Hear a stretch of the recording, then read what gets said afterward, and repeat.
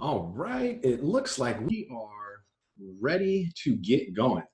All right, members, it is another Do Whatever It Takes a call, Do Whatever It Takes members call. So as you enter the room, just go ahead and share your name, let people know where you're from. And if you're watching the replay, make sure to go ahead and show some love inside the group. So today we're gonna be talking about some cool things, and it really is what I'm gonna start with is gonna be demonstrating how you guys can build an engaged audience before your product's ever developed or before your service is ever created.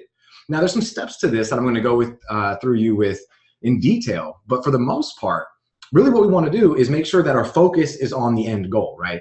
And so I'm going to go over with you a very easy process. I mean, I believe it's pretty simple, and it's just basically like a 1, 2, 3-step process. So one thing that I want to get across right now to everybody who's watching is being able to really focus on the offer at hand. Okay, so I'm gonna bring up some stuff right now while I'm getting going. And what I mean by that is you don't have to actually have the service or product created yet. You don't have to have it perfected. What you have to have though is an idea of what you're actually selling. That has to happen before you ever make any moves towards creating any type of promotion campaign, launch, whatever it is that you're doing. So if you're brand new right now to business and you don't have a product yet, you don't have a service created yet, it's okay. What are you going to sell? Just having an idea, like if you're selling services, right? Knowing exactly what services you're going to offer. The pricing can be tested, the actual packages can be tested, and it can all be rearranged and refined over the time that you're in business. But knowing exactly what you're offering is key. Same thing for products. If you're doing any kind of consumer retail, you got to know exactly what the product is before you can create anything. So that's one thing I wanted to really share with you is that, it doesn't have to be perfect, but you do have to know what you're selling. And without that, you're just going to be in a very tough spot. And it reminds me of when I first started, right? When we first started our consulting business, we were straight out of the affiliate marketing world, right? So we didn't have our own products. We didn't have our own services. We were leveraging what other people were doing and pushing it to the marketplace, right? Well, we had found that, there's some specific sets to understanding what you're selling. When you switch as an affiliate to a new offer, you have to switch the wording, you have to switch the language, you have to switch the demographic, and you have to understand what you're giving away of value to be able to entice them to actually give you their attention. Because again, we're not paying for them to come and buy and to be a customer, we're paying for their attention. And when you could buy somebody's attention, that trust is going to be created and you're going to end up actually being able to sell a lot more stuff, right? So one thing that I wanted to share with you also was that earlier this week, I was able to get with a personal client, right? And what we did is we set up an entire funnel in an hour, okay? An entire funnel in an hour. Now, what I'm trying to share with you for that is based that it doesn't take a lot of intricate detail to set up a structured funnel. And within literally 24 hours, we're getting him leads at a little over $2. And if I showed you the actual giveaway, what they're getting, it's in a doc sheet. It's literally in a doc sheet that got converted to a PDF.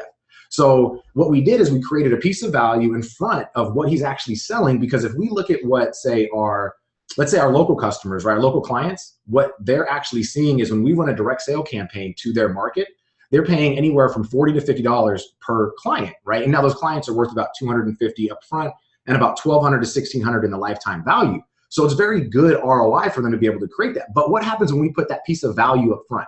Because this is what a lot of business owners don't see as the thing to do. They're like, well, is it really necessary for me to create this valuable giveaway, this PDF, this checklist, this guide, whatever it is? Is it really necessary?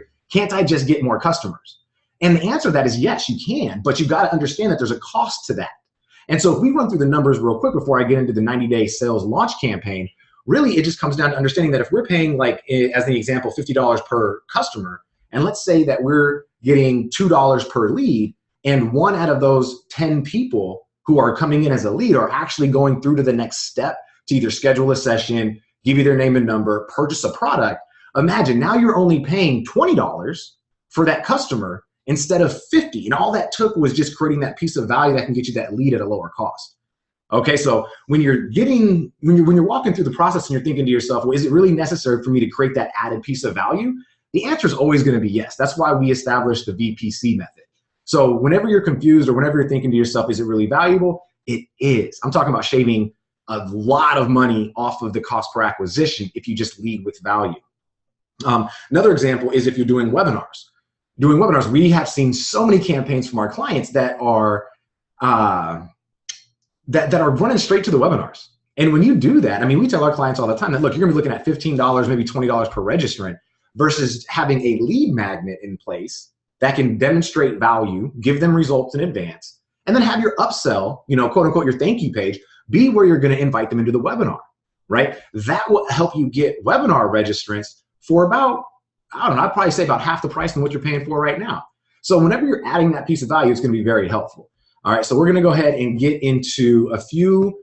I'm going to start sharing my screen real quick so we can do the 90-day sales launch. This is going to help you guys really see exactly how simple it could be to create a productive launch when you have time to actually develop the product or service that you're looking to serve. So let me get into it real quick.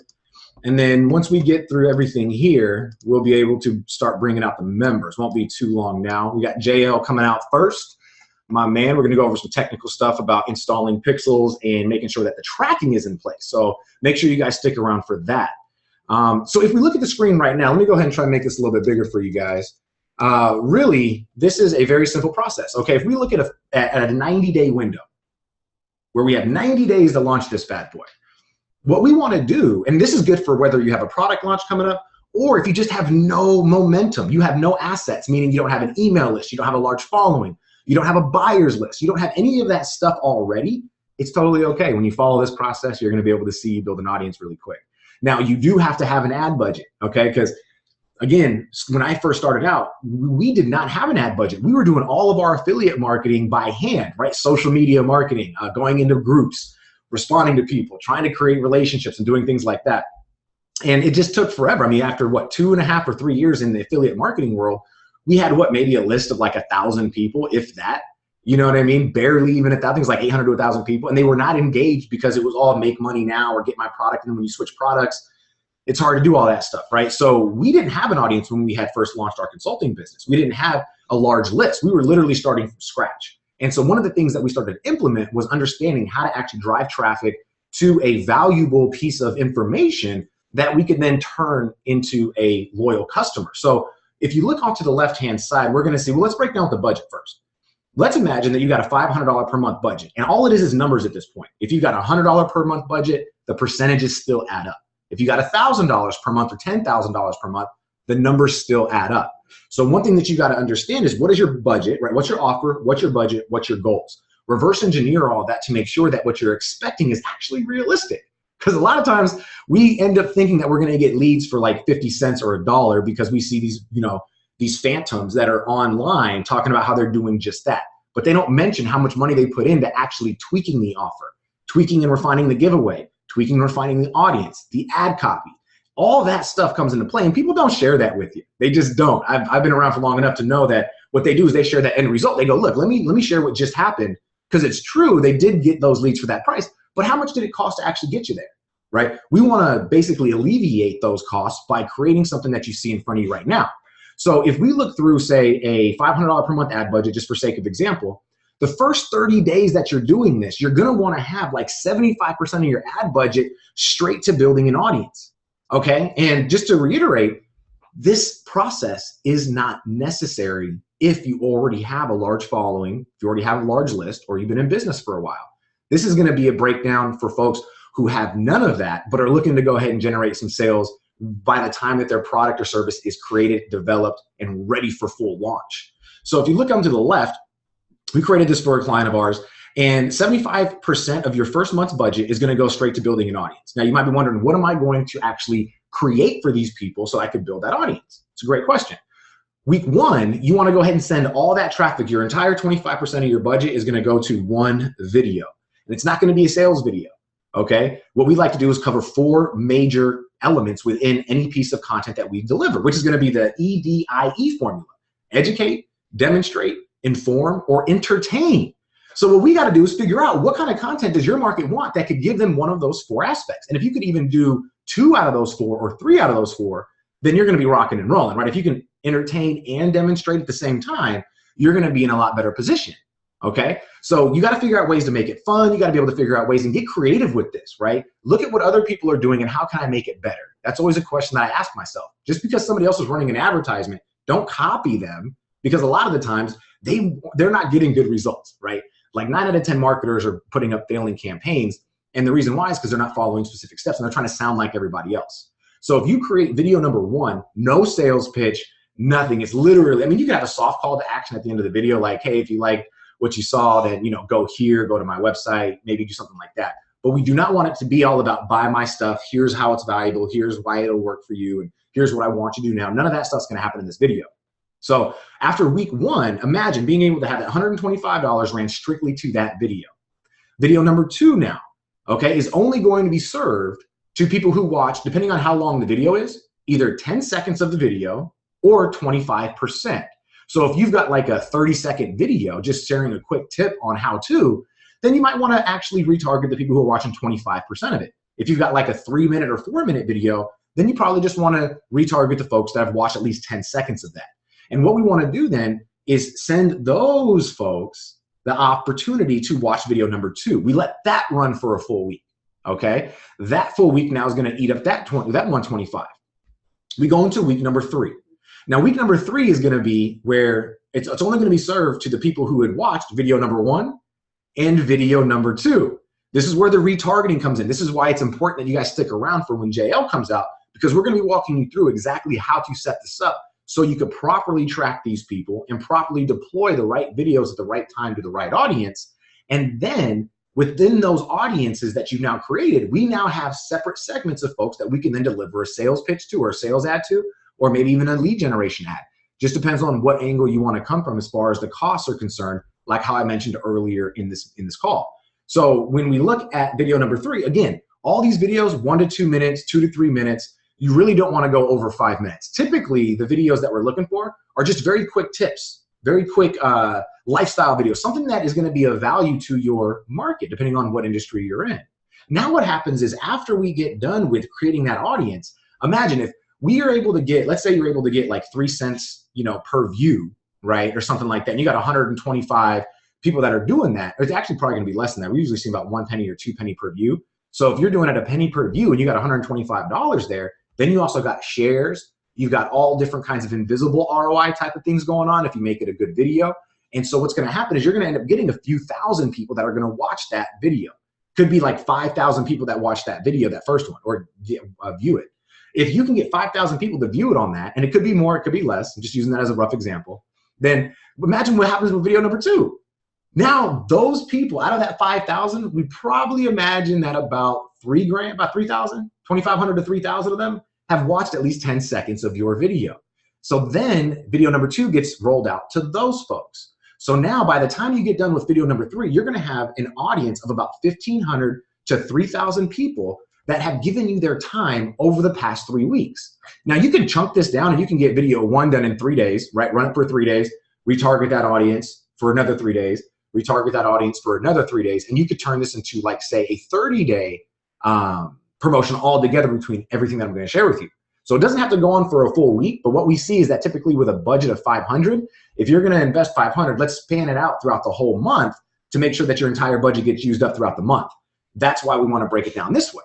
So then what happens is after video number 3 gets rolled out and we've collected that retargeting audience, we now know that anybody who's going to be seeing the offer page or the lead page, those folks have already given you their time. Now it comes down to actually doing the retargeting on those efforts, meaning that once they end up getting to the offer page, what happens? Are they clicking through? Are they not? One good thing that CRMs, depending on what you're using, excuse me, like I know Infusionsoft has this, GetResponse has this. I think it's like a $50 per month, for you to have access to that feature. But whatever it is, they have this URL trigger. So imagine being able to create a sales letter for a retargeting audience that you're packaging as an article, and then you drive traffic from Facebook to that sales letter. Then anytime somebody lands on that sales letter and they don't purchase, you could trigger out an email sequence the moment they land on that page. So you don't even have to get their email. You could just say, hey, look, whoever lands on this page, I want this sequence to be triggered. So there's so many cool ways for you to be able to attract more viewers, more visitors, more buyers back to your site just by having some cool, like creative ways of being able to get in front of them. So hopefully that makes sense to you guys with the whole URL triggering email follow-ups, because if it does, then the limits are endless. You know what I mean? Like you can create 5 or 6 different sales letters, run traffic to all of them, and have different sequences spread out for testing purposes. So there's so many different cool ways for you to do this. Then what we want to do is retarget those people who land on the sales page with a lead generation offer. And this could be reversed, okay? You don't always have to offer a sales letter up front. What we would do normally in most situations, this client was particularly a little bit different, but in most situations, we're going to retarget video number 3 viewers with a landing page to a lead magnet. Then we're going to go ahead and retarget those leads with the sales offer. Now, again, it might seem like there's a lot of steps to this. And to be honest, it seems like that from a 30,000 foot view, but when you get into it, it's literally step by step by step. You're not doing all these steps at once. You're doing step 1, completing step 1, doing step 2, completing step 2. And by doing it in a, I'm going to only eat the elephant one bite at a time kind of method, it alleviates all that overwhelm. It alleviates all that pressure that you might be feeling to create all this stuff. The tech side of things is one good reason why we have the Academy open, because you're never going to be stuck wondering where these things are at or how to actually implement it. This stuff's going to be already inside the Academy. So I really wanted to drive this point home today because of the fact that we get a lot of members who reach out and say, well, Brandon, I don't have this and I don't have that and I don't have this. And without the assets that you need to get results, I'm talking like on a dime, you've got to start just like how everybody else did, which is actually creating an awareness around your brand, creating an awareness around what you're offering. And an awareness is not just putting out quotes. It's not just putting out, buy my stuff. It's being able to be the face of your business and being able to share with people, look, I know what you want. I know what you want, and I'm going to help you get those results in advance before you ever give me any money. You see what I mean? And so what we want to do, JL asked, so these videos are Goodwill videos and are we run traffic straight to them? They are technically Goodwill videos, but they're not the same type of Goodwill videos that we go through inside of the follow-up. These Goodwill videos are maybe a minute long, maybe 2 minutes long, and it's going to be a straight up just, hey guys, I got 3 things, like in your instance, JL, it'd be like, hey guys, I got 3 things that I want to share with you today about how to increase your website development, or how to shave hours off of creating graphics, or how to, 3 steps to making cold calls, or things about cold, there's just 3 steps, 3 tips, 5 tips, 1 tip. Hey guys, I just want to share this cool thing with you. Doesn't really matter what it is, as long as you understand what your market is after. If you know your market needs help with X, then give them more of X. If you know your market, like I'm going to go with some really cool ideas with Valeria, who's coming out after JL, and we're going to be able to show you, because JL is more of the services side of things and Valeria is more of the consumer side of things. So JL's B2B, Valeria's B2C. So you're going to get to see some really cool concepts between the 2 members that are coming out today. And so this is really what it's going to look like from a 30,000 foot view. Now, I guess JL, buddy, if you're ready, we'll go ahead and start to pull you out now. And if there's no questions about what we're talking about here, let's go into, actually, JL, hold on 1 second. Let's go into the second 30 days. So if we go into the first 30 days, again, this is going to be the monthly breakdown. 25% of your business, or 25% of your budget is going to go to lead generation, and 75% is going to go to building an audience. Okay. And then what we're going to want to do is in the second 30 days, if your ad budget is still the same, then we're going to want to break down that percentage and rearrange it a little bit. Okay, so 30% now, instead of 75, is going to go towards building your audience. 40% is going to go towards lead generation, and 30% is going to go towards your sales campaign. So if we just do math on just the lead generation alone, if you're generating leads for, say, $2, and you've got $200 spent, you've got 100 leads from that second month, and you've gotten, what is this, about 65 or so leads, 65, 70 leads from month 1. So now you're up to 170 leads by the time you get to month number 3. You've also got an audience of between 2,000 and 3,000 people. So by the time you get to where you're almost ready for launch, or your service or your product is actually being developed, now you've already made leads. You're already seeing results. You see what I mean? And it's for a very good cost. Then what we want to do is go into month number 3. Now, month number 3 is going to be, of course, each 30 days, you're going to have a different set of videos. So you're not going to be just repurposing that same video. You're going to have to create 9 different videos over the course of 3 months, and we're going to run traffic to them to build up your audience. Month number 3, now look at this. This is where your normal building your audience budget should be. Right around 10 to 15% of your budget is going to be what you want to use normally when you already have momentum. And that's to continue to bring in new eyeballs on your offers and on your lead magnets and on your page, or whatever it is that you're trying to sell, your website, whatever it is. And then we have 38% of that going towards lead generation. And then we have 50% now going towards your sales campaign. So what's going to happen now is by the end of these 90 days, you've now gotten sales, right? You generated leads and you're continuing to generate leads, and you built up an audience that now is going to be more responsive than if they were just going to be served that sales campaign or that lead gen campaign as if they didn't know you. So we've got, I'm talking about just so many different, this right here is killer right here. And I just don't want you guys to be overwhelmed with this. It does become very easy once you actually just take that first step. You can't look at this and say, damn, I'm scared. What the hell am I going to do with this? You got to be able to just suck it up and say, I'm going to get it done. And I'm going to trust that the process is going to work. And I'm just going to do what it takes, right? That's why we call it do whatever it takes. There's no excuses here. And so I think that this is going to be one of the best ways for anybody right now, whether you're live right now, watching the replay, whatever it may be, that's going to help you guys get to where you're going. If you're in a position right now where you don't have, say, your product fully developed, you don't have your service actually refined, and you're not starting with that big ball of momentum that some other business owners have. So I appreciate that, JL, my man. All right, so I'm going to go ahead and pull you out, and then I think that what we're going to be doing is sharing your screen so that we can get into your Facebook account. So while I'm pulling you out, see if you can pull that up, JL, and then we will go into all of the goods. Let me see. JL. Let's see. All right. Let's see. Turn on your mic real quick. How you doing, buddy? Oh, I can't hear you. Oh, no. Okay, I got you. While JL's fixing that up, hopefully it works, man. We can't seem to get away from these tech issues, man.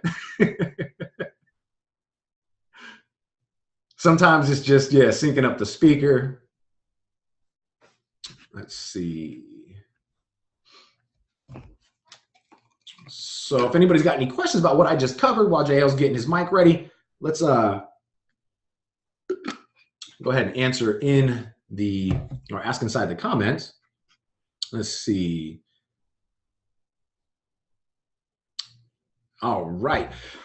While he's getting that figured out, of course, we love being able to be here for our members. We did have. You hear me? Oh, yes, sir. Look at you, tech savvy, man. Sorry about that. Hey, no worries. Glad you're here, my man. All right, brother. So if I got it correct, I think I didn't drop any slides for you. I do got some slides for the next member, but I think today there really wouldn't be any slides I can create for you because it's going to be all about tracking and making sure that everything's set up properly for the Facebook ads that you're about to launch, correct?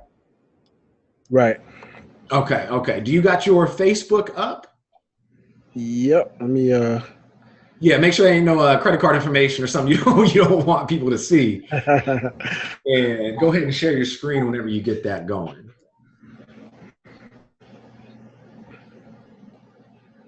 And while we're waiting on that, there we go. Perfect. Okay, inside the good old business manager. Okay, so go ahead. And where is it that you said, now we're talking about which types of installation do we need? Are we looking to install pixels to your sites? Are we looking to create retargeting audiences based off of existing visitors? So I got the pixel set up. I guess what I want to do is see where I need to enter I forget where to go to like do the retargeting aspect of it. So like if if somebody lands on my video page, basically the setup is going to be the ad is going to go to the lead magnet, and then after they go to the lead magnet, they'll be taken to the EDU VSL. Mm-hmm. And after the VSL, they'll be taken to the qualification form. Okay. And so I guess I want to be able to track that and be able to retarget, accordingly. However, I need to retarget mainly, of course, the people that maybe have landed on that page, the opt-in page, and then of course maybe retarget the people that have actually opted in and went through to the video. You know what I mean? I want to be able to retarget those people with different offers, but I'm kind of confused on where to go to actually set that up. I'm still a little new to this ad manager here, so. Well, then I'm your man, my man. I am your man.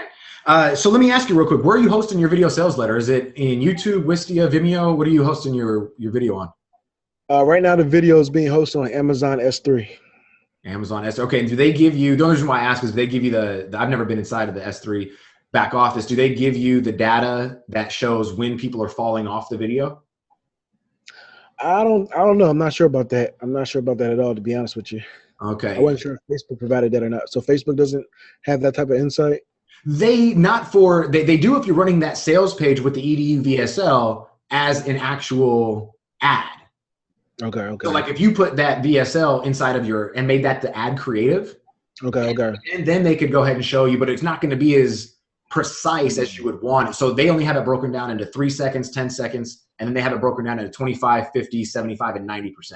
Right. So one thing that's good for Wistia, and if you're using, I assume Vimeo has this, I'm not sure, but YouTube now has, of course, added to their analytical data, and it allows you to see when in which the video people are falling off.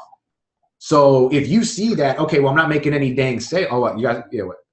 I forgot I forgot I was doing S3 and it didn't come out the way I wanted it to, so I did switch it to YouTube. So it is going to be a YouTube video that they're going to be looking at. It's just going to be, with the controls off of it or whatever. So it is going to be a YouTube video, yeah. Okay, so inside your analytics, what I wanted to mention before we get into the actual installation of things is that that's one of the biggest places. Of course, you're going to be making more money on your video sales letters than you are with your lead gen. You see what I'm saying? That's why they call it a video sales letter. You're actually selling something there. Even though you're giving content, goodwill, and educating them, you're still selling something. So if we look at your data and you go, oh, well, you know what, Brandon, like the video sales letter is not converting. Is it my offer? Well, if you look at your data and you see that your video sales letter is 15 minutes long, but you see that 90% of the people or 95% of the people are dropping off at minute 7, right? They're never seeing the offer. So your video sales letter could actually convert. Gotcha. It's just now restructuring the content to make sure that maybe you're just speaking a little bit less. Maybe it's great content, but you can cut it from 5 steps down to 3 and shave 4 or 5 minutes off the VSL. Gotcha. Okay, so just keep that in mind when you're looking at it. So what I think I can do, I can do it. Cool. So I can request remote control if you can't, if you need me to take things over. So first things first is, you're looking to basically use ClickFunnels, correct? Yeah, I will be right now, but right now I have Optimized Press I'm using currently. Okay, and so with Optimized Press, are you familiar where the header is for you to install these pixels? Yep. Okay.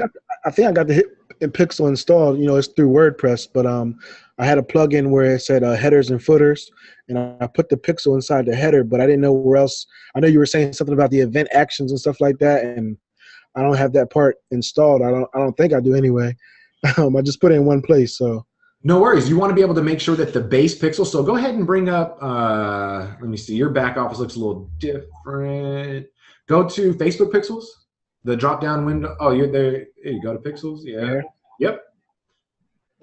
Yeah, I'm already there. I think it's the same That's spot. where you are. Then there we go. So see in the top right where the drop down is for pixels. Underneath the green button. Hold on. Let me move this out the way. Oh, there you go. All right. There we go. Okay.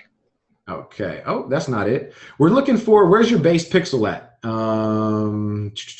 View pixel. Where's it? View pixel code. That's what we're looking at. Oh, there you go. Yeah, choose whatever one you want. There you go. I didn't know you had 2 accounts. Okay, perfect. Now go to setup. Next to share. Yep, right there. Now go to copy and paste the code. All right, so everybody watching right now, there's 2 different types of codes that Facebook allows you to have inside of your website so that you could then properly track the visitors. Number one thing you want to do, JL, is make sure that that one base pixel, that big piece of code, is on every single page within the funnel. Right. Okay. Now, how would I do that in, like if I'm using WordPress, and Optimized Press, and like I said, I got the plugin that talks about the it says just a header and footer for the website, but I don't know if it's on every page or not. That's the only thing I'm not sure of. Well, I would check. Okay, so next thing that I would do is write down the, what is it called? Facebook Pixel Helper. Do you have that installed as a Google browser? You talking about where it's in the top bar up top? Yeah. Yeah, you got it right there. It's to the left. Yep, that's the one right there. Okay, good. Okay. So you got the Pixel Helper. That's how you're going to test to see if it's across all pages. No worries. So what we want to do is make sure that, number one, if it's a WordPress plugin, and you're installing it into the header, typically from what I've seen when I install into my clients' websites, there's going to be one spot for you to, like you said, put it into the header, and it's going to cover all pages within that entire site. Okay. Double check to make sure that's the case. If that's not the case, then each page that you had created will give you an option within Optimized Press to then insert that code in the header of that page. Got it. Okay. Okay. Now, the next thing we want to do is start tracking those custom events, because this is going to be where your conversion campaigns are going to be able to be triggered based off of whatever it is that we're looking to track. Yeah, that's the part I don't really understand as far as how to track that aspect of it. So to scroll down just a little bit to the event, there you go. Just click next on the, yeah, you can do either way. And that's going to bring up, this is a customized event code. What I always do is I always move it from recommended to advanced. Number one is move it from recommended to advanced. I honestly couldn't tell you what the difference is, except for that we see better results. So, I mean, I'm not sure. Like I said, anytime Facebook tells you it's recommended, stay the way. You know what I'm saying? Like, I got you. Dudes are money grabbing. Okay. And so what we have is we have a search, view content. You can see all of the lists right there. What we want to do is focus on the actual action that we're looking to track. So the first custom event code that you're going to want to copy and paste is going to be where it says lead. Okay. That is going to be what you're going to copy and paste on your, if I got it right, that's going to be on your sales, your video sales letter page. So that goes on the video sales letter page, you say, okay. Correct. So each page is going to have the big code that is in step one. Now you're going to have the video sales letter page. It's going to obviously have the big code, but then it's also now going to have this code underneath it. So you're going to have a line break in between the codes, and then you're going to be able to just copy and paste this code. The one thing you want to do is make sure that you are getting rid of that 1 in front of the 0 when it comes to value, unless you know for a fact how much your leads are generating you right now. So as an example, let's say that you start picking up some momentum, you start generating, like, say, for every 100 leads, you're generating a $5,000 client. Right? Let's just say that that's the case. If we broke that down by math, what's the 100 divided by 5,000? It's like 550 or something, right? Yeah. Okay, so that would then, you could change the value then to say, okay, well, every time I get a lead, I want to tell Facebook that it's me earning 50 bucks. Got it. Okay, so this is just a way for you to track your metrics and for your clients as well. So when you copy and paste that code, just make sure there's a line break between the two codes if you had to install the big code up there, and then just get rid of the 1 to make sure that it's 0.00. Got it. If you put 0.00, it'll actually break the code and it will not fire. Okay. Yeah, it's weird. So just make sure you do that. That's going to be the first thing. So now what's going to happen is when you set your conversion to, or when you set your campaign to conversions, it's going to give you an option when you get inside your ad set. It's going to give you an option that says, what type of conversion do you want to track? Do you want to track leads, completed registrations, payments, purchases? And so within your ad set, when you're creating your ad, you're just going to choose lead. Okay. So the campaign starts with a conversion campaign. The ad set now, you're going to tell Facebook that you want to track leads. And then you go on to develop the ad. And that's going to help you now with that first campaign. It's going to say, okay, Facebook, every time somebody goes ahead and opts into my funnel, when this page fires, this pixel is going to fire. And now Facebook, the more pixel fires that you can give or that you can create, I guess, the better that Facebook is going to be to you. Meaning that Facebook's on your side when it comes to that. And what they do is they actually optimize a lot of your ads for you. So as much as I would love to take credit for everything that we do, I mean, Facebook's a piece of a machine. I mean, they got a great algorithm. They've invested billions of dollars into making sure that it's the right way. And so what they do now is once that pixel fires on, say, customer A, or lead A, I should say, then they're going to go out there and they're going to find 100 people just like lead A. That's the lookalike, right? Or no? No, they're going to do this just based off of this person taking action. Oh, wow. Okay. Yeah. So that's why if you can get 10 to 15 to 20 to 30 leads in a day, you're going to start seeing that being consistent, because Facebook now has enough data to say, oh, this is the type of person that he's looking for to cut costs. And it's not just for you. Actually, they don't care about cutting costs. Let me be real. They really care about being able to make it a user experience, the user-friendly experience. And if you have a, if you're not triggering enough pixel fires, then what happens is Facebook kind of boggles their head. They're like, I don't know what to do. And that could be where your relevance score goes down. That could be where you get high negative feedback. It could actually, there's a lot of repercussions that could end up driving your cost through the roof. So the goal of this is to make sure that you obviously have the right kind of conversion campaign. And that's why the first campaign that you want to run is going to be to generate leads, at least for what we're tracking. Does that make sense? Yep. Okay. Okay. And then, so if we were to look at the next page within your funnel, they're going to have the page view pixel on the lead magnet. They're going to have the page view pixel plus the lead pixel on your video sales letter. The page view one, that's the main one, right? Yes. Okay. Yeah, that's the main one. Got it. And then you have on your qualification page. Now let me ask you, your qualification form, is that embedded into your funnel page? Is that, or are you taking it to like a separate site? No, it's embedded. It's embedded into the form. So the form's embedded to the page. Correct. Yeah. Perfect. No, yeah. Yeah, it is.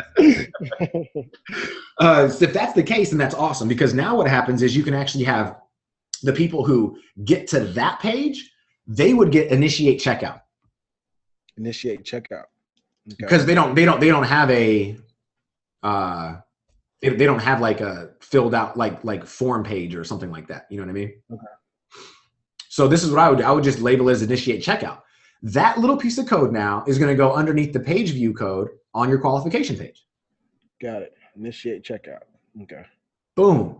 And now what happens is when you start to get people to get to that form, now what happens is you can start to tell Facebook, okay, I want to optimize my advertising campaign to meet more people that match that criteria. Right. Okay. Okay. But the reason why we don't start out with initiate checkout is because you're going to get a lot fewer people to visit that page than to opt in. Got it.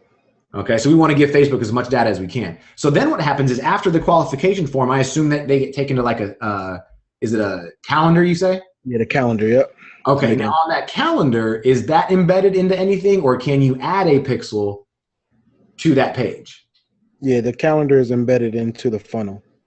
Okay, perfect. Then once that page fires, then I would go ahead and I would put what is completed registration. Complete registration? Correct. Okay.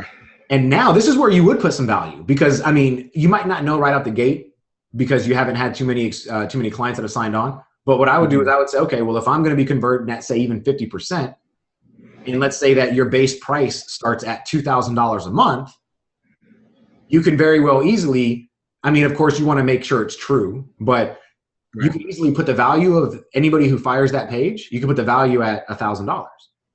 Right. So anytime somebody visits that page, it's just like you're making $1,000 because you're closing 1 out of 2 and your base price is $2,000 per month. Got it. Okay. So that's going to be able to way for you to track the actual ROI. Now, again, with what we're doing with services and things like that, typically, unless you take a payment up front, like what you could do is you could actually create like an order form, like through a merchant account. Have you decided on whether or not, or where you're going to collect payments from your clients? Is it going to be like Stripe, PayPal, or another merchant account like Samcart? It's probably going to start off with PayPal, but I might move to Stripe. I'm still trying to figure that out, but it's probably going to start off with PayPal. I think PayPal, when PayPal, you can actually create a thank you page. Okay. Okay, so you could actually do a purchase. You could put that same pixel for people who had actually purchased, right? People who have paid you money, pay the invoice. You put that page view pixel, plus now you put the purchase pixel. Okay. Now you can actively track how much you've actually been paid. So instead of rounding it through a percentage of how well you close, now you can just automatically look into your Facebook account and go, oh, boom, look, how much did I make on this campaign? Fuck yeah, I made $3,000. I made $10,000. Right.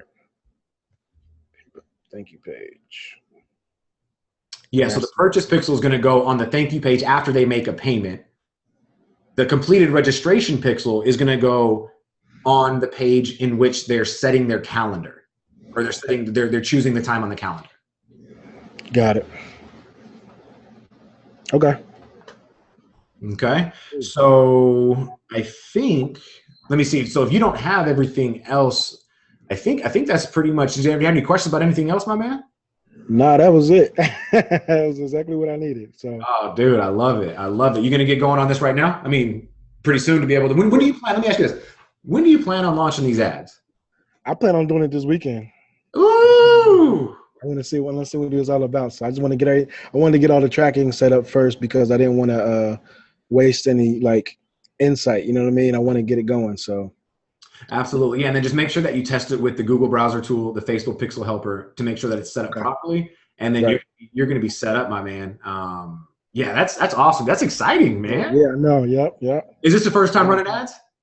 It's not the first time running ads, but it is the first time doing it in this way with pixels. And, you know, I never used a pixel before, put it that way. I never did retargeting. So that's what I've been wanting to, you know, get involved with. So, yeah. It's been a while. I think the last time I ran ads was probably like 3 years ago. So when it didn't have all this. Oh man, I'm excited to see what's going down, man. And then please share your results in the group, dude, because if you need any help with the ad copy or anything like that, you know, I'd love to be able to give my insight on that. Just as a reference to earlier today in the call, I was on a private meeting with a client earlier this week, and we literally from just scratch, we were like, look, man, I got to be able to create this value giveaway for you. So we collaborated on an idea. We ended up creating the actual giveaway, the landing page, and the ad in less than an hour. Wow. Okay. Awesome. Yeah, dude. So just, I mean, like, I wouldn't even spend too much time on making it pretty. Wouldn't spend too much time on anything. Your big goal is to be able to get the wording and the messages right. Right. That's what it's all about. So make sure that if you have any questions to definitely reach out, because we would love to be able to do that. Let me see. Okay. How do I get back? Could you, I wonder if I stop, could you do stop sharing screen? See if that works. Yeah, that's right. Yep. Let me see. I think I could probably do it. There we go, my man. Okay, good stuff. And I think next is going to be Valeria. She should be coming out next. So, JL, you good? You don't have no more questions, right? I'm good to go. Appreciate it. Hey, I'm sure I have more questions, but I'm good right now. My pleasure, man. Thanks for coming out, buddy. Thank you. All right. Let me get that there. Change to attendee. All right, Valeria, I'm going to go ahead and bring you out and then see exactly where we're at. Hey, how you doing? Oh, same thing happened with JL. I can't hear you. Got it. Oh, that's awesome. How you doing? I've been sick the last few days. Oh no! I had stomach bug driving my brother to school, so. That's terrible. My daughter had a big case of strep throat this week. Oh no, I catch those like no one's business. It's so bad.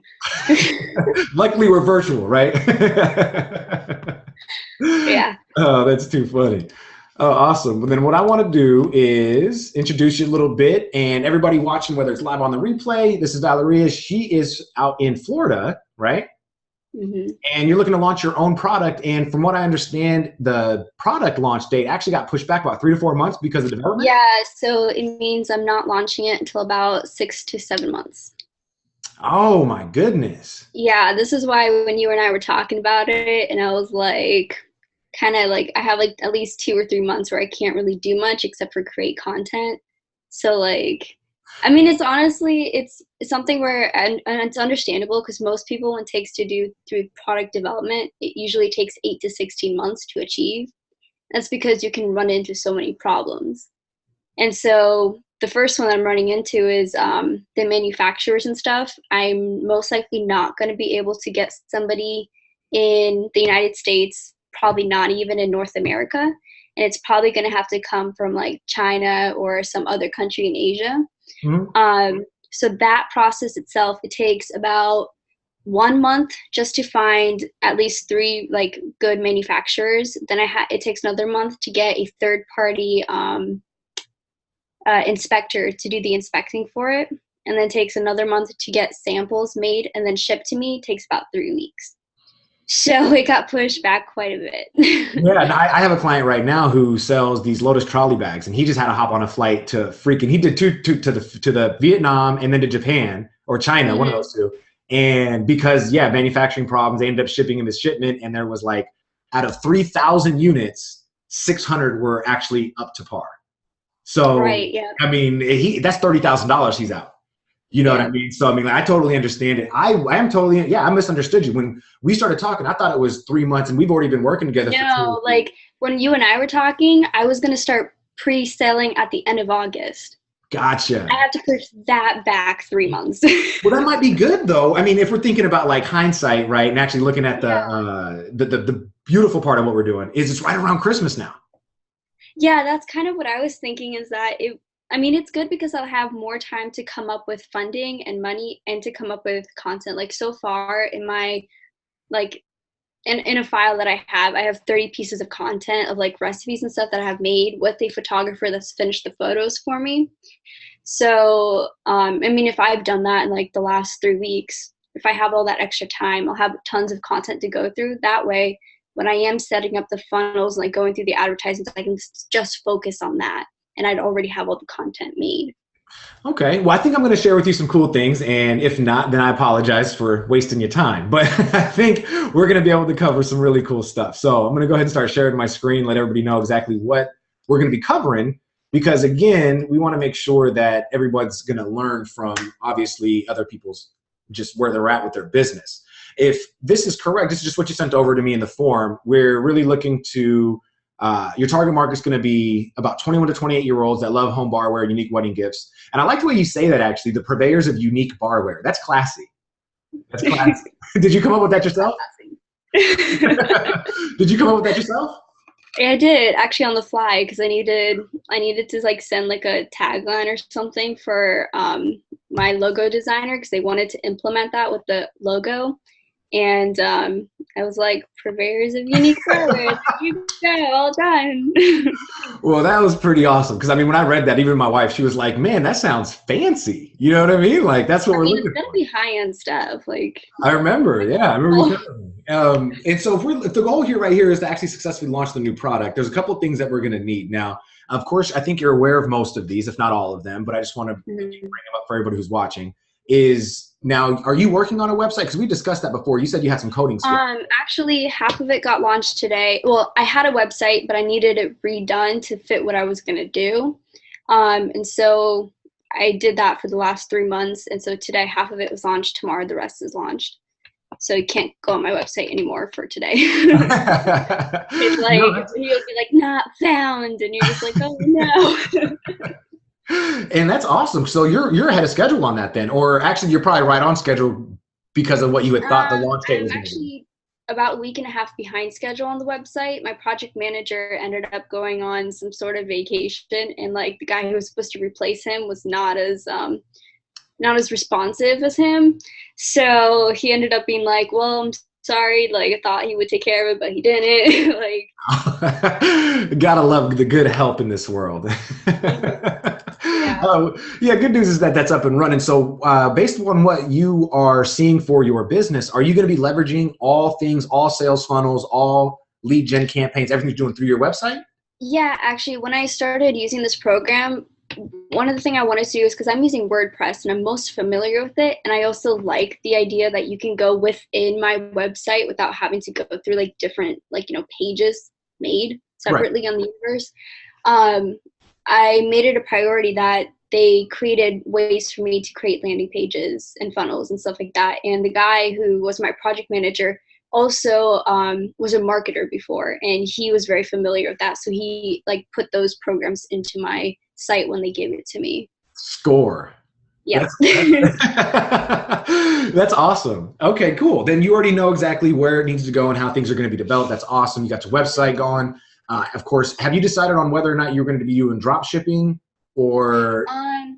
So I had 2 ideas, and I kind of, another little blessing of having this extra amount of time is I get to pursue that other idea I had. So I had to have a third-party warehouse and distribution center. So I can't manage any inventory. I travel between two different cities. Mm-hmm. But what I was thinking about doing was for items that I did not have to create by myself, like glassware and other little bartending trinkets, I would actually do that through drop shipping. So have somebody do fulfillment centers for those, sell items that already exist and then just have them be fulfilled when they're ordered. That's awesome. That's awesome. Mm-hmm. That's exactly what we need to have happen to free up a lot of your time. I mean, you definitely don't want to be the distributor of, your own product.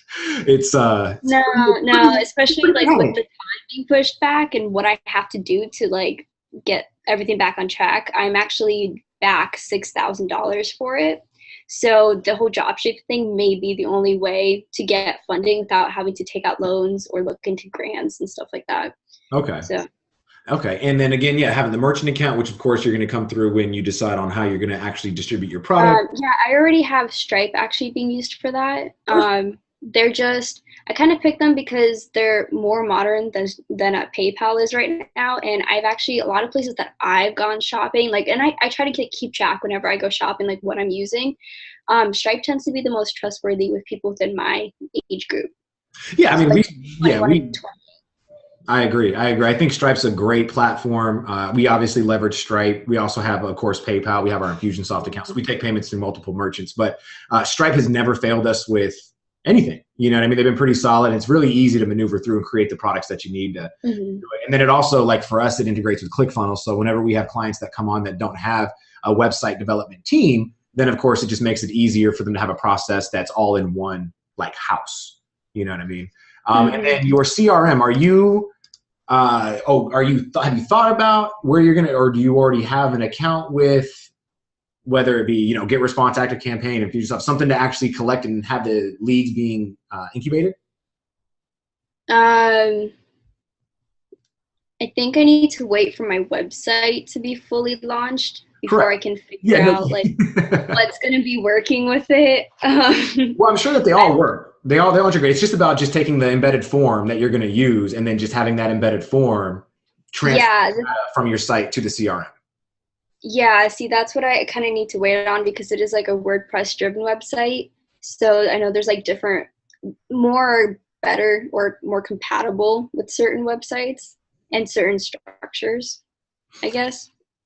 I found that even our clients that have WordPress, it depends on your preference on the flexibility, the features that you need, and what you're exactly looking for. What would you recommend? Like with the clients that have done WordPress, what did they use?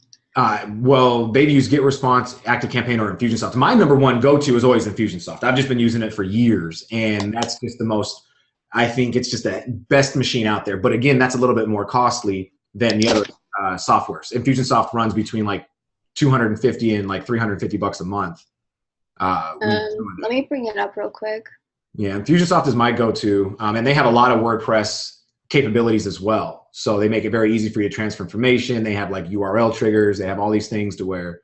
Well, I mean, I am actually using Drip right now. I don't know if you've heard of them. Yeah, Drip, perfect. So, yeah, but the thing is, I haven't really gotten into it. That was just the program that my web developers like installed right away for that.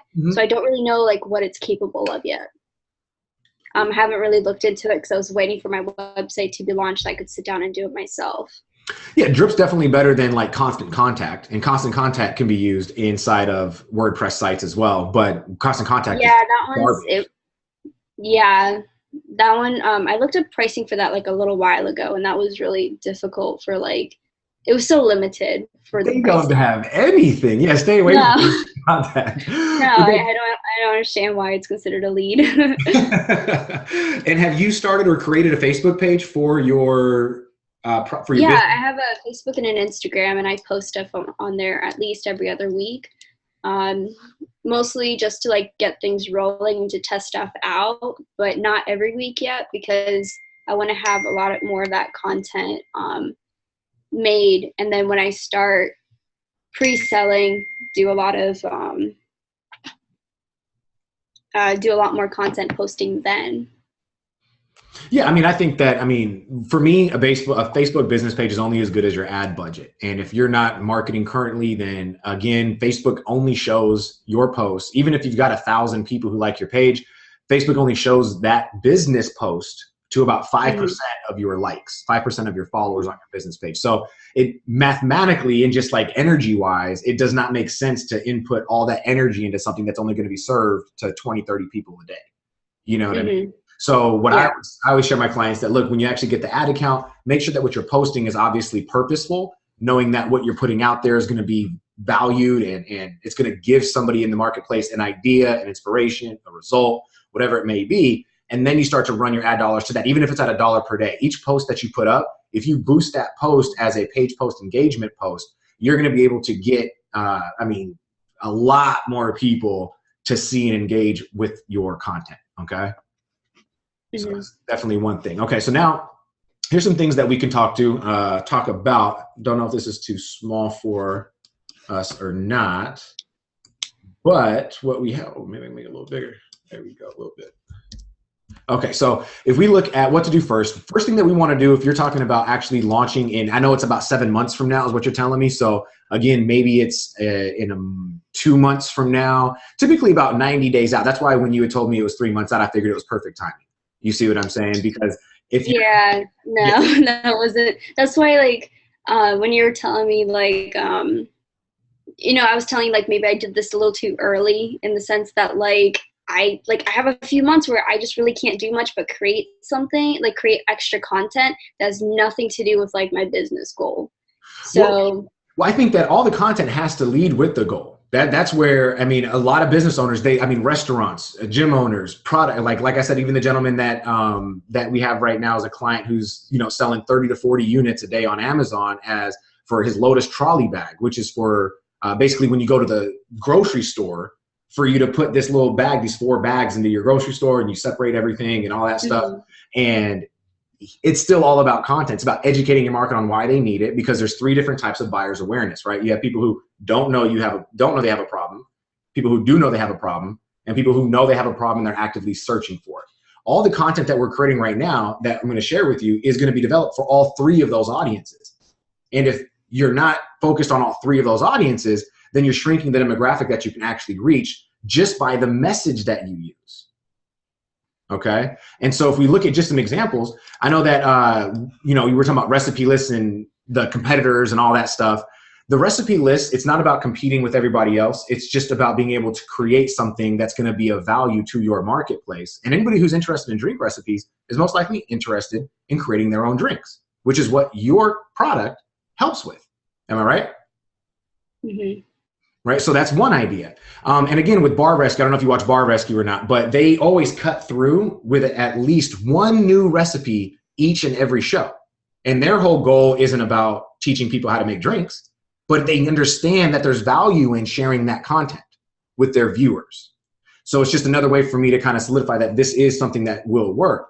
Then we have bartending hacks, right? So you could be like, 10 things that you didn't know could make you a better bartender. Right. And just if you're not a bartender or whether you are, this is going to be a market that is going to be purchasing your stuff for their home parties. Because I know for a fact, when I was in Vegas, there were so many bartender friends that I had, 'cause I was in the restaurant industry, and they would love being able to be that star of the, of the party, shaking and flaring and doing whatever they can do. And it would be great if they were actually shaking and mixing with your kit, with your product. You know what I mean? And then so you can give them that. There's 11 ways to entertain your home party guests as a giveaway. There's top 19 gifts to avoid when buying for a bride or groom. And then, of course, the number 1 gift you do want to buy is your kit. You see what I mean? And then you have top 20 tequilas from around the world, how to flavor profile your liquor so that you can have the perfect pairing. These are all just ideas that if you created and turn into a PDF, a checklist, a guide, a challenge, anything, now, with the proper messaging behind that, you're going to start generating leads like that. I'm talking about within 20. I think the one thing that's really like turned me away from like pursuing this really heavily was I actually met with like a web developer who also kind of did branding for websites and like businesses and stuff. And I remember like sitting down meeting with her. First of all, she thought I was gonna guy when she like came up with the meeting. She's like, "Oh no, I'm waiting for someone. He's not here yet." Blah, blah, whatever. But into that, I was like, "No, it's me that you're meeting with." Like, I know, sorry, surprise. It's a girl doing business. They were just so against this because they were like, it's free content everywhere, and like you can't really. it's difficult to base off of business from stuff that you can find anywhere. And I understand like using it as, you know, free giveaways to kind of like draw traffic to finally buy the stuff that I want to buy. But just to have and invest time creating a bunch of this, especially when my goal was to be selling the products instead of creating like recipes, because I'm not really like I don't know, like my website's not meant to be for recipes. No, I get that. Business is not meant to give away recipes. It's meant to be able to sell these products. No, I understand that completely. And again, you're going to pay the cost. Like I said, I have clients right now that are skipping this step. Like I signed on a new franchise just earlier this week, and she was like, look, part of my friend, she was like, fuck this. She was like, I'm not going to go ahead and do this. She's like, can't I just get more customers? And I said, yeah, but you're going to be paying 3 or 4 times the cost.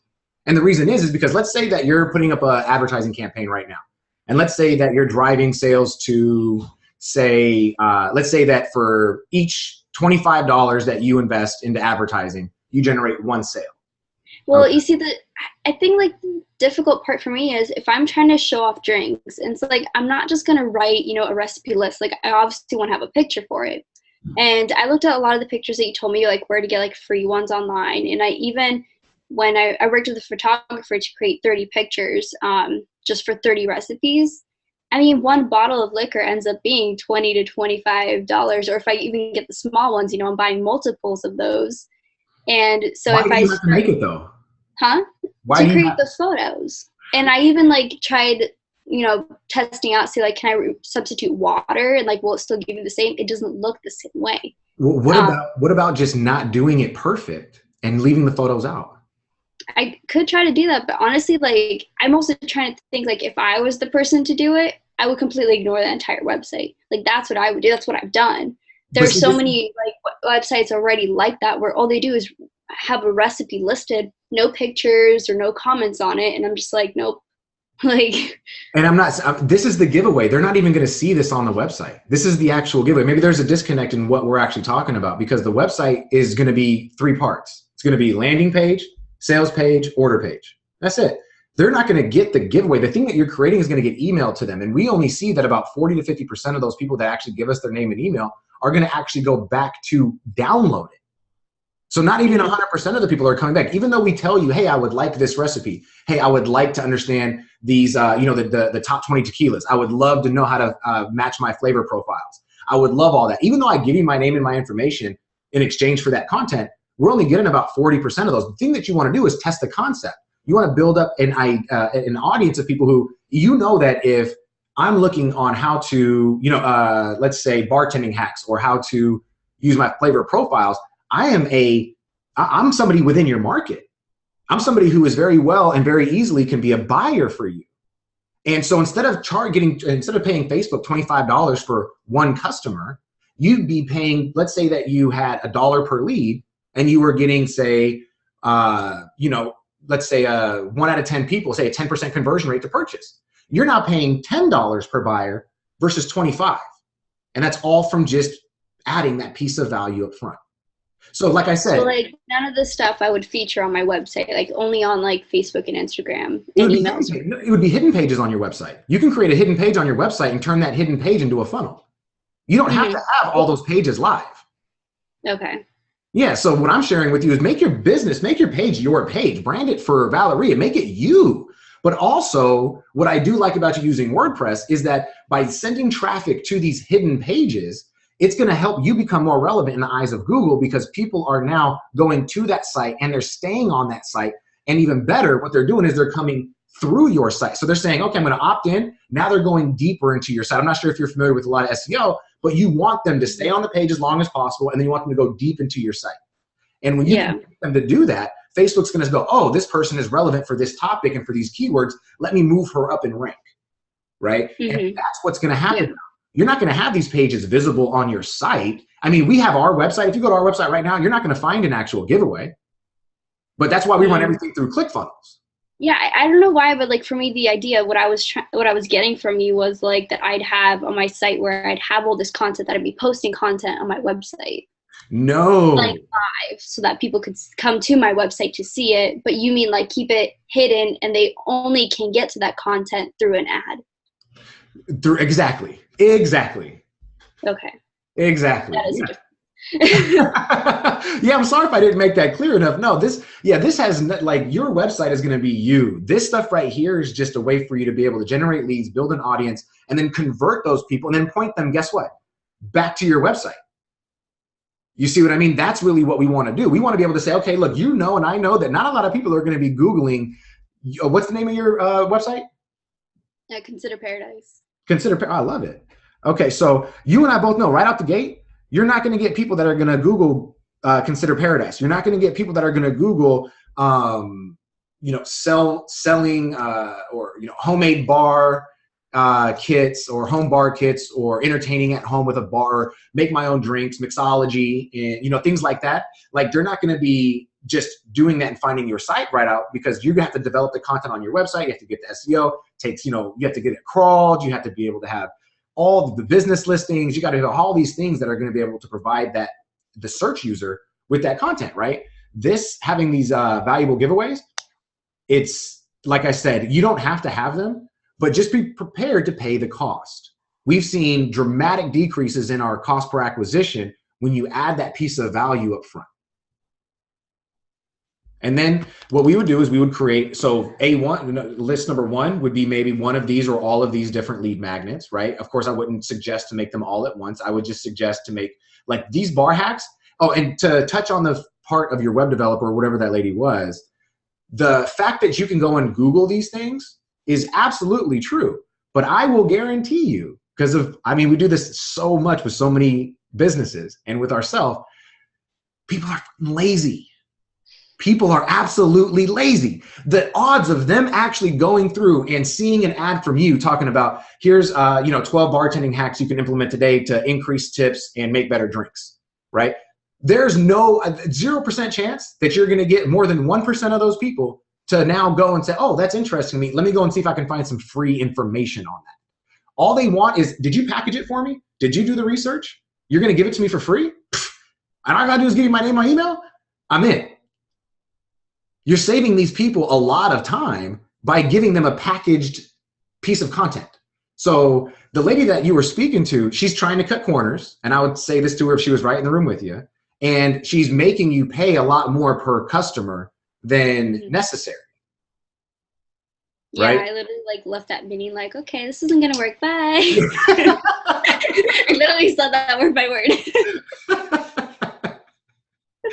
That is hilarious. Oh my goodness. Especially for a guy. Come on. 15 minutes in, and I was like, you're not making sense to me, and I don't like hearing this. I'm leaving. Bye. That's awesome. That is awesome. And so the second angle that we want to come from would be, instead of doing these valuable giveaways, we could create a VIP, and this would be a straight sales campaign. This would be, hey guys, look, I got this great product coming out. Here's why you need it. Here's what it's doing. It's going to be launched January 1st. Here's why it's going to be important you get it right now. And here's what you're going to get when you join just the early bird list. No payment taken, no credit card, no contracts, nothing like that. All I want you to do is just let me know if this is something that you'd be interested in. Now, of course, this is where the ad copy, the ad creative, and the sales letter that's going to sell your actual, whether it be a kit or just the VIP list, this is where we want to do that. We want to be able to educate them on what the hell you're actually selling and why is it different in the marketplace. Why is it important that they use this versus the competitors?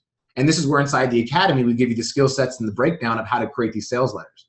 These sales letters that we have are working phenomenally well right now for not only product purchases, but for services as well.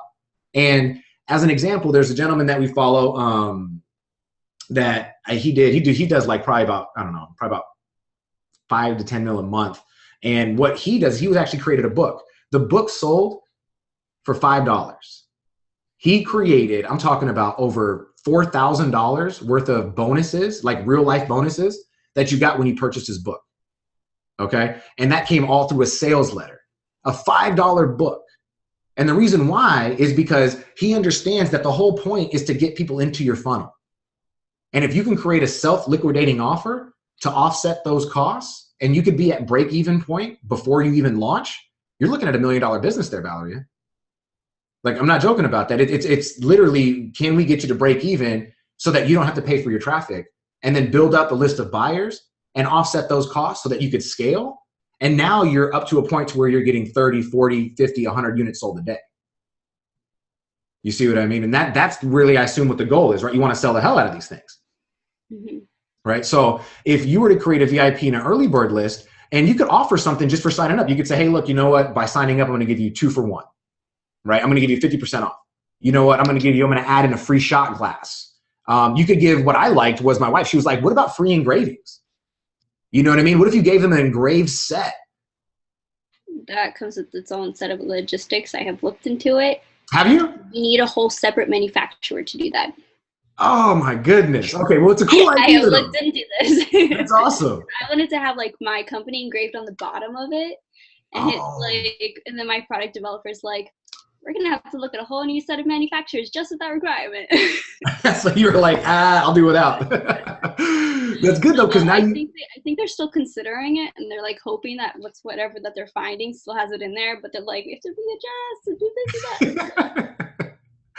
At least there's future for like a even like, if you're gonna have a premium product now, imagine what's gonna happen if you find that people are willing to pay even a little bit above market value for your premium cost for your premium product. You add an engraved setting. Now you can make it a collection, right? I'm selling a collection right now. Well, I meant like a collection, like as if like they have like, you know, like a holiday collections, and they have like springtime collections. Yeah, I would say mine is like the Southern Hospitality collection. It's like the whole pineapple theme, where it's like Southern way of saying like welcome. And it's also it's what like the wealthier class would have. They would have pineapple sets of like bar tools. That's kind of gone out of fashion. It's really coming back in. So this is really a hot time for me to do this. But yeah, it's like a whole set where it's like the cocktail shaker and the Boston shaker and the bar spoon and the muddler and the Hawthorne strainer. They're all in the same like set. They're all meant to be bought together. I mean, you can buy them separately, but it's better to buy them together. I love your pitch. No, and I agree. And I think that that's something that's really cool. I mean, you've already thought about it. You've already done the research on it. I think we both can agree that it's a good idea. But again, like you said, that the cost isn't really going to pay off in the long run with having that. And you and I both probably, by your answer, would probably say no to that. So with another thing we do is— What did you just say? I said that by what you had mentioned, your answer on whether or not you would want to get it engraved because of the new manufacturer, that the cost in the long run probably wouldn't pay for the hassle and the trouble. Not up front, no. I have to probably either like make it a separate thing where like you could buy a set and then you'd pay a separate charge to engrave it. Kind of how like, I don't know if you like at Disney and whatever, you can like buy their special bracelets and then you have to pay separately to get your name engraved in them. That's a perfect process. Yeah, like something, it would have to be like something like that where you would buy the set and then you have to pay for it separately. Or I know Apple does this, like on your Apple products, you can get them engraved as well, but you pay like an extra like $100 for that. That's definitely a better model. Absolutely. It's going to save you a lot of money, and it's only going to be given out to people who actually want it engraved, and it's going to be paid for. Yeah, exactly. So but you would have to take your product from one manufacturer and then ship it to somebody who does that rather than create the product. So it's just a whole other like set, and then like making sure that product gets delivered properly and dispersed where it needs to go. Perfect. No, I think that's an awesome additive. And another thing that we can come at, another angle would be, so now we've covered giveaways like PDFs, checklist guides. We've covered early bird and VIP lists. And now another one is to survey the market. And the thing that we want to do with the survey is to actually find out the negative feedback from past experiences to promote your product as a solution to those problems. Mm-hmm. Okay? That's what we want with the survey. We don't want to have a survey that asks, what's the best thing that you love about, home bartending? We want to say something like, what's the worst experience you've had, or what's the thing you hate most about making your own drinks at home? I can already tell you most of those, like, like based off of friends and stuff. This is going to allow you to build up a list, though, of people that you could then promote your offer to during launch and say, hey, look, you had mentioned a few months back that you had mentioned that this was a problem you're facing. Oh, good news is my product's being launched in 60 days. Would you like to join the VIP list, right? Move them from list to list. Keep them engaged. And then you could offer them that actual product launch and say, hey, look, it just launched. Why don't you come check out my site? You can purchase it straight from my site. It'll be shipped to you directly in the next 14 days. Perfect in time for Christmas. You know what I mean? So now we have a different type of personality that's now gone ahead and given you their name and their email, and they're giving you feedback. They're giving you information. And even though you've done some great research, which I'm not doubting at all, because you seem like you're very thorough, the thing that we can find is maybe one or two things that you didn't see. right? Maybe you might find one thing, and that one person or that group of people that have this one experience, you're like, you know what? I didn't even think about that. I can add that in here without any cost, without this, without that, and boom. Or maybe your product already alleviates that and you just didn't know it was something that it was actually solving, right? So having that data could really open your eyes to having that, that real solid promotion to say, hey guys, look, you've already opted in because you tell me that this stuff is, you know, a bad experience. Boom, come and buy my stuff now, which is going to be solution. And then another one that works very well is quizzes, especially in your industry. Quizzes, test your bar knowledge, right? And quizzes can be made within WordPress. I know there's themes for that. I know that within ClickFunnels, there's ways to do that. There's also things like Survey Gizmo. Survey Gizmo is like a $25 a month platform, and it allows you to do dynamic surveys. So if they say, hey, what's your, like, test your bar knowledge. Are you a server, a bartender, or a barback? And then if they choose bartender, it goes to a specific set of questions. If they choose... I need to let my cat in or he's going to eat out my door. Anybody having questions right now, go ahead and share in the comments. If you're liking what you're seeing, go ahead and let us know as well. You guys want to say hi? Say, what's up, little kitty? Right. Yeah, but so, he will literally like eat my door. It's kind of weird. So the quiz, have you, so the quiz on the bar knowledge, I mean, this is something that would be great for, like I said, if you just create it for each specific employee spot. So whether it be a server, a bartender, barback, I don't know, maybe bar manager too, right? Maybe have 4 of those. And then the questions, right? Yeah. And then the questions behind them are going to just be towards that specific employee. And then you could retarget them with new ads. You can send them into new follow-ups. And for just taking the quiz, you could say, hey, just for taking the quiz, you qualify now to become a part of my VIP list. Sign up here, and I'll let you know when this product launches where you can get 50% off or 2 for 1 or whatever it is. So now you got another angle that you can come from. And a final one might be creating a contest. Something as simple as on your business page, hey guys, I'm running a contest right now. Only 100, first 100 videos are going to qualify. I'm going to choose one person out of that to send a free set to, a complete collection to you for absolutely no cost. All you have to do is just drop your video in the links below or in the comments below of you making your shake or you making your drink and, whatever it is, shaking it or making it, whatever it is, but their drink video. And that's just a concept that we've seen work very well with the restaurant industries that we're working with.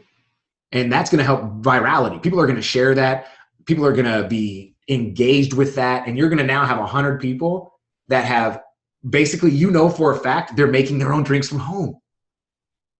That's your hottest market right there. When you know for a fact that they already have sets of their own that are sub-premium. Okay. What do you think about these ideas A through E so far? I mean, it definitely makes a difference now that we've clarified that it's not actually going to be like a content page on my website. It's just going to be like content specifically for an ad. That makes a huge difference in like my viewpoint of what I was trying to do and like what I was understanding and like what was I not understanding. So awesome. I think I'm definitely going to have to do things a little bit more differently, or at least shift the way that I was thinking of going, which is probably for the better. No, I love that. And that's really what we're all about is just, can we shift your perception a little bit? Can we get some new ideas to develop and that inspiration evolve to where it's very easy for you to come up with these promotions? I mean, like I mentioned earlier in the call today, we literally went through Google, me and my client, it was on Monday, went through Google and literally pulled specific things from specific articles. And of course, we cite those articles in the giveaway, okay? It's not like we're taking credit for them or anything like that. But we cite the articles that they're pulled from, and within literally 30 minutes, he had an entire giveaway that we're now running ads to, and within 24 hours, he's getting leads for right over $2. Okay, so I mean, like, this stuff can happen very fast. It doesn't have to be all prettied up. You don't have to send it to graphic designers. Our whole goal here is to make sure that, is this concept going to work? If it does, then you put the money and the energy into it. You see what I mean? That's where it comes. We're not saying to build out all these machines and then, oh, it doesn't work, scratch it and try again. No, build out the structure, get the functionality going, and do people find what you're offering valuable? If they do, then you could start, if let's say that you start generating leads for like $1, you can pull out and switch that sales page a million different ways from Sunday until you find the offer that's going to get you the best cost per acquisition, right? Because the front end's working, ads converting, lead pages converting, but nobody's buying. No worries. Let's switch up the sales page. Let's make it a video sales letter. Let's make it a demonstration video. Let's do this. Let's test all these elements of the part that's actually broken. Because if you're generating leads for $1, I mean, there's no way you'd be paying more than $20 per customer. 0% chance you'd pay more than 20% or $20 per customer, which I think you'd be very happy with if it were less than that. But I think what your cap would probably be based on your prices right around $20 would be what, break even after shipping and everything? What's your break? Yeah, so your profit margin right now after your product gets manufactured and shipped, your profit I margin. I don't have units, like what the cost is per unit. Oh, okay. So my goal is that it'd be $50, and that's breaking down into thirds. So like 1/3 of that is the unit cost, 1/3 of that will pay for the next one, and 1/3 of that will go back into the business. Which would be considered the profit. I guess so, yeah. Well, because after overhead and after shipping and after everything else, your profit margin, I imagine, is going to be somewhere. Well, so that's the first third. The first third will cover all overhead costs, like throughout the units. Like if I'm selling 100 units at $50 each, that first third should cover it. The second third will pay for the next. And then, so I guess you could say the second third would be the profit one. So if I didn't buy the next set, I'd keep that. Oh, okay. Okay. So you're looking at about $17, right? Yeah. Yeah. So that's what I was telling you. If you're running at a $20 per acquisition, you'd be basically getting buyers for free, right? You wouldn't be actually making the profit on the back end because you have maybe upsells. You have referral campaigns, you have share campaigns, you have things to actually get them to buy more stuff. Since that might not be the case right out the gate, we got to be able to keep your costs down as low as possible. Your cost per acquisition through Facebook advertising has got to be maybe, to be real profitable for you, to be making 3X, you got to be at $6 per acquisition, which is crazy. I mean, I would be astonished if you could get that done, or anybody can get that done without having an audience or without being established or without creating some type of lead generation in front of your sales pitch. Because we've seen leads come out to 53 cents, 28 cents, 10 cents. And if you're getting leads at 50 cents, because the industry is huge that you're going to and you're shipping to the whole United States, correct? Mm-hmm. So you have a big industry of people that are going there. If you start getting leads for like 50 cents and people are buying 1 out of 10 at 10%, that's $5 that you just spent into Facebook to generate a $50 sale. Mm-hmm. Okay, so your revenue's 10X, your profit's 3X. You see what I mean? So that's where it all comes down to having an understanding about where you're going to do it. This is why having maybe, like we said, an option to have their sets engraved, or having an option to get an additional kit for 75% off, or for 25% off their second kit. Buy two, get one at 25% off, whatever it may be. But ways to actually increase their lifetime value, because if you're generating, say, a $50 revenue per sale, if we can get you to where your average cart value is like $75 or $80 and not just at that 50, man, now your opportunity to scale goes through the roof. Mm-hmm. And that's really what we want to focus on, is how the growth pattern is going to look over the next 1 year, 3 years, 5 years, and so on. And so if we look at the next step, what we would do is, again, we would start to create these giveaways that we mentioned, start to create the sales pages, the articles, if that's the area that you're going to go into, the videos that are going to go with this, that will all share that value with your target audience. Now, I think we've talked about these before, but you can always leverage, outside designers, graphic artists, things like that.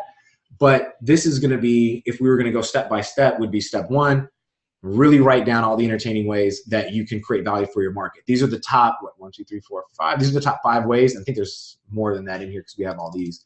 But we have about 5 main ways to be able to do that and generate leads at a low cost. Then we start to create those giveaways one at a time, start pairing them with some nice sales pages, and start creating the videos. And then what we want to do is start to develop the sales letters that can be taken to once they opt in, right? So this is basically what I'm talking about here is articles.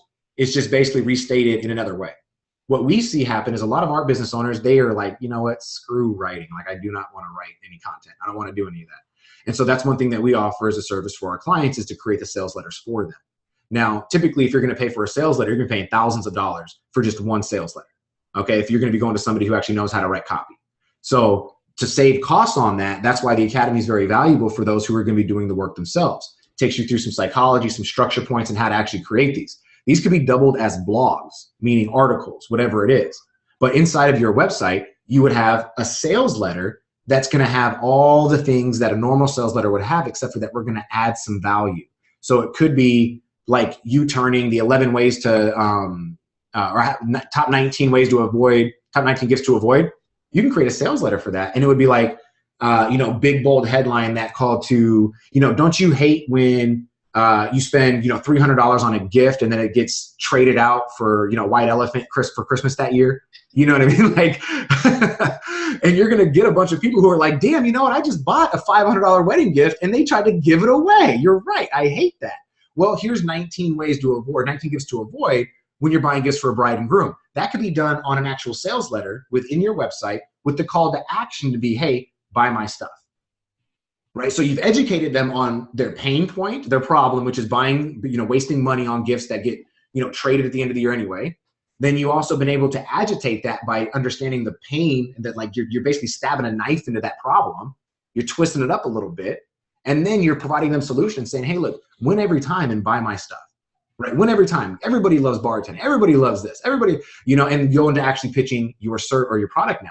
So that's going to be a great way for us to be able to drive sales. Because what happens is when you are driving traffic from Facebook to like an article or a sales letter, typically the cost per click is a lot lower than if you were driving it to a landing page.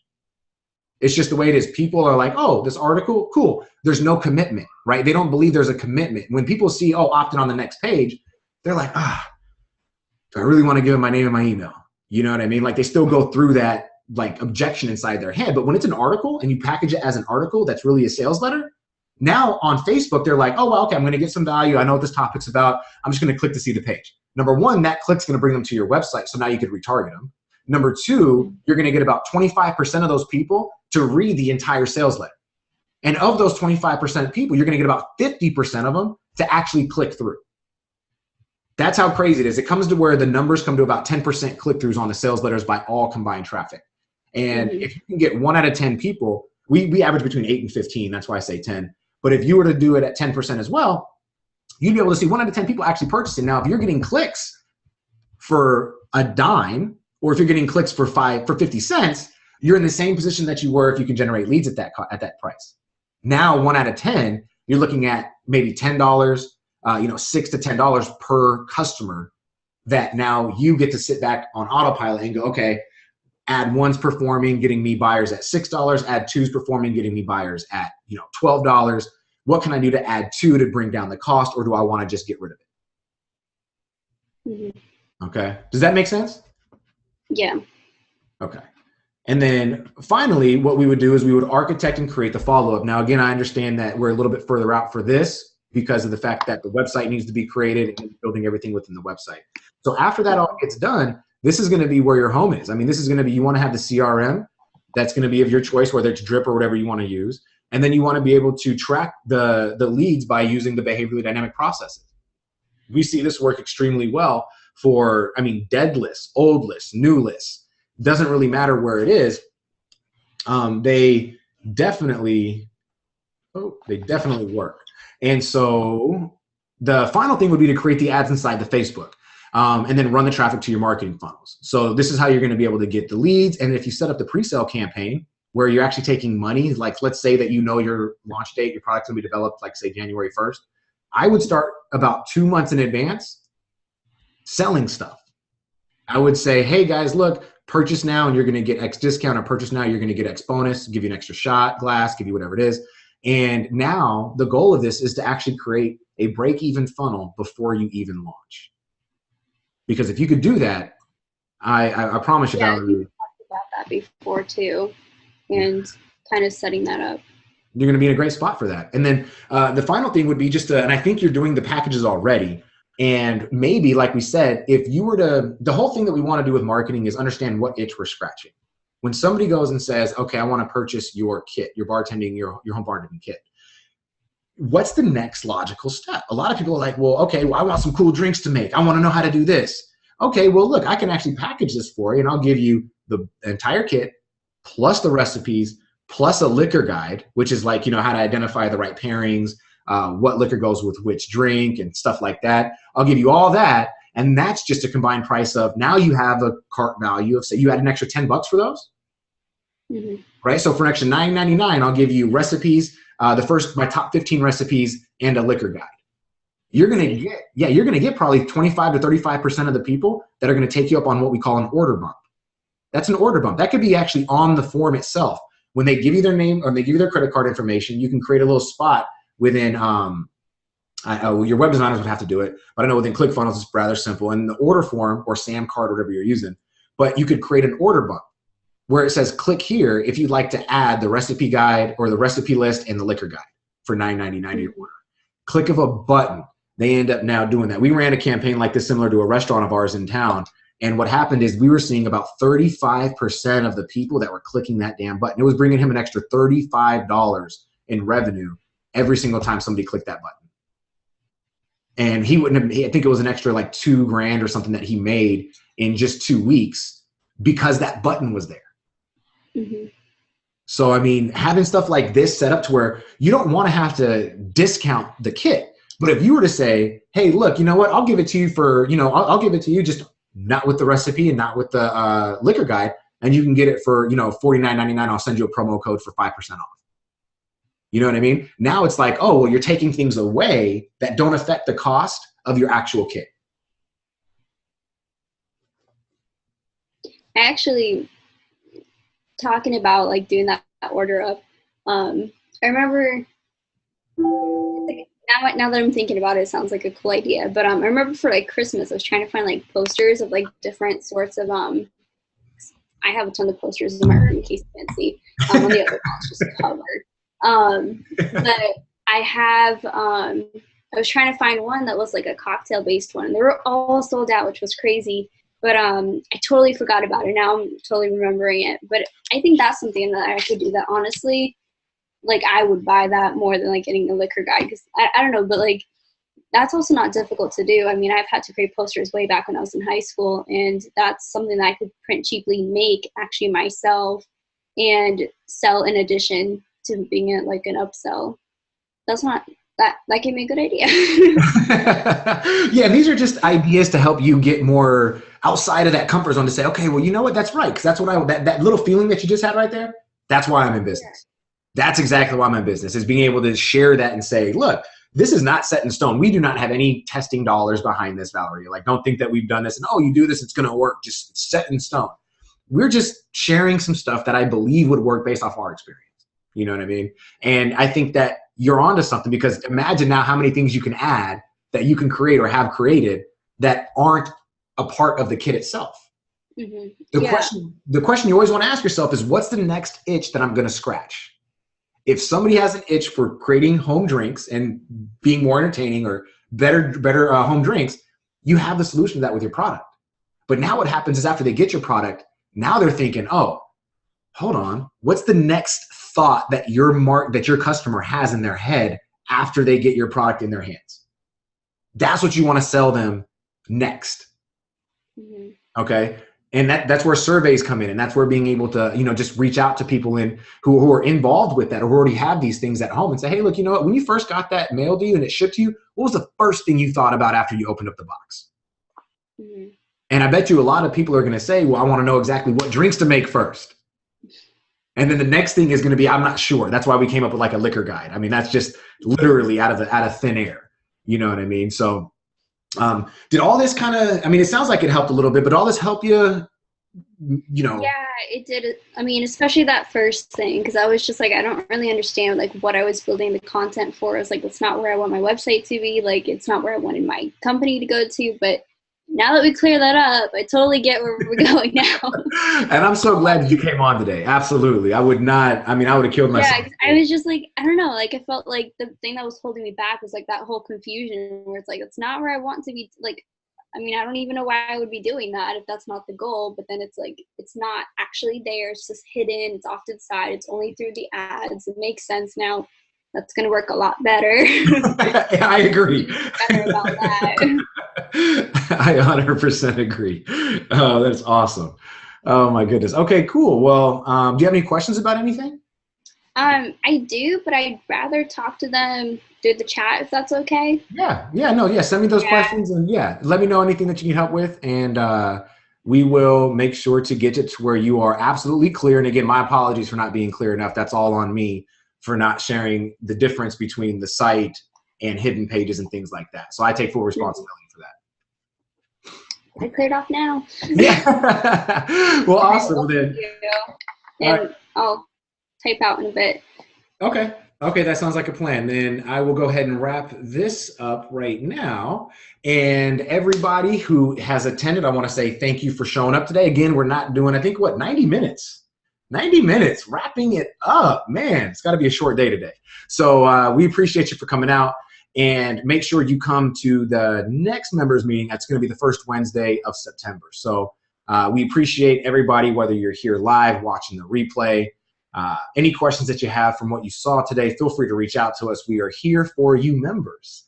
Okay, we put a lot of energy into making sure you guys are taken care of. So if it's a pop-up you guys need to get scheduled, if it's a, come out on the members meeting, if it's a question inside the group, whatever it is, leverage us and our team to make sure you guys do not get stuck in a rut. We've been able to grow a lot over these past few years, and we're seeing a lot of growth with our personal clients. So it was too quick. JL, you kill me. Make sure to share your results with the group when you get that ad going, my man. And anybody else, I'm going to stay on for another 30 seconds, maybe 15 seconds. If I don't see any more questions pop up, then I will let you guys enjoy the rest of your Thursday night. Real quick. So while I wait for that, I will pixel on every page to work out great. Perfect. All right, guys. Well, then I guess that's a wrap. I appreciate you again, and I will make sure to see you guys on the next members call. Bye for now.